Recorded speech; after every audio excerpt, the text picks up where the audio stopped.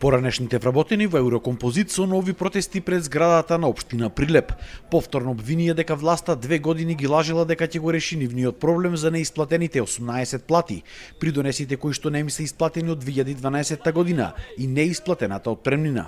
Го потсетија премиерот Заев кој вети дека ако до февруари не се најде инвеститор, ќе се донесел специјален закон за Еврокомпозит и со буџетски средства во висина од 3 милиони евра ќе се решил еднаш за секогаш овој проблем, но и тоа не се реализирало. Упатуваме барем и до градоначалникот на град Прилеп, Илија Јовановски, да закажи средба со релевантните фактори во нашата држава, мислиме на премиеров, вице-премиеров, пратениците. Во проширен состав по можност да присуствуваат и пратениците од позицијата и опозицијата, како и министерот од нашиот град Горан Сугаревски, од гранскиот синдикат и да се изнајде решение.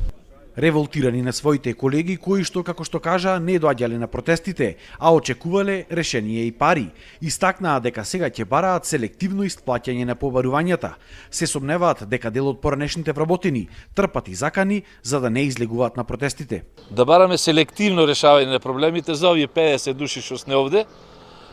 По се изгледа на тие останатите 100 не им се потребни ни материјални средства, ни сакат придонесите да им бидат платени. Еврокомпозитовци најавија дека од понеделник повторно заминуваат со шатори на протести пред влада во Скопје.